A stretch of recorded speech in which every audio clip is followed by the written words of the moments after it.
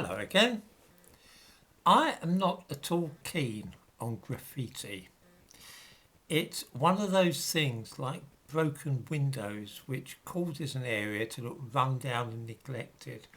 Once graffiti starts appearing and a few broken windows, it's not long before other sorts of petty crime occurs, and it just generally makes an area look a little bit lawless. The police, though, show no interest at all in reports of graffiti. They certainly won't come and investigate them, unless, that is, the graffiti should happen to say something unpleasant about the apparent inability of a black footballer to score a goal during a penalty shootout. When this happens, all the stops are pulled out, forensic laboratories are roped in, and closed-circuit television recordings studied for clues. I'm sure that viewers saw that after the recent big football game in London, which the English lost, a mural of a footballer called Marcus Rashford had some graffiti scrawled on it. At once, this was denounced as racist, and we were told by newspapers and the BBC that racist graffiti had appeared on the painting of Marcus Rashford on a wall in Manchester. Like most people, I assumed that this was probably true. Well, why would it be reported otherwise? There was a huge uproar and many people stuck notes on the mural in a community effort to counter the vile racist attacks on the footballer. This was big news. I mean, it was reaching the front pages. It was a great deal was made of it. In fact, there wasn't a word of truth in the stories. 2 words had been written on the picture. One of these was a 4-lettered word meaning excrement, and this was used in such a way as to suggest that it summed up Marcus Rashford's ability as a footballer. The other word was one used to denote those born out of wedlock.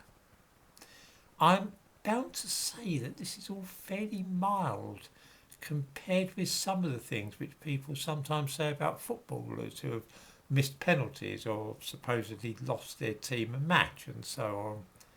I've heard a good deal worse than those 2 words used. In fact, those words hardly even count as swearing these days.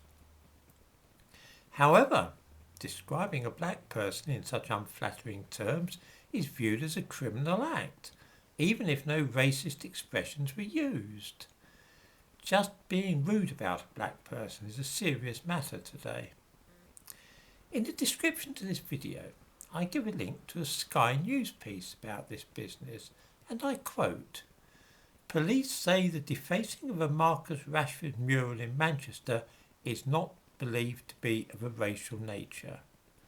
But investigations continue, and forensic specialists are looking at the spray plates used in the attack for further clues. Greater Manchester Police said it is keeping an open mind as to the motive behind the mural vandalism as officers investigate several lines of inquiry. The force added it is working through CCTV from the area as well as forensic evidence from the spray paint used." Have you ever in all your life heard anything like this? A few years ago, I reported some graffiti in my street to the police, and they told me it was nothing at all to do with them and I should speak to the local authority about it. It simply wasn't a police matter. They certainly didn't take samples and send them to forensic laboratories or ask me what I thought was the motive of the person who had spray painted offensive words on a wall. Nor did they tell me they were investigating several lines of inquiry. But then I'm just some old white guy and they've got better things to do than listen to my complaints. Can you imagine what would have happened 50 years ago if somebody had painted on the wall, "Bobby Moore is a bastard"? Nothing at all is what would have happened.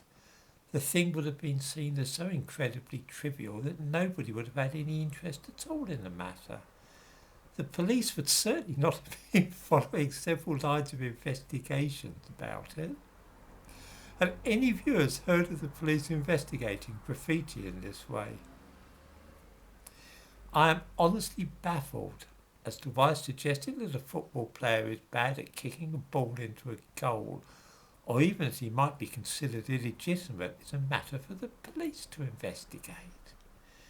Have any viewers reported car thefts, burglary or vandalism lately?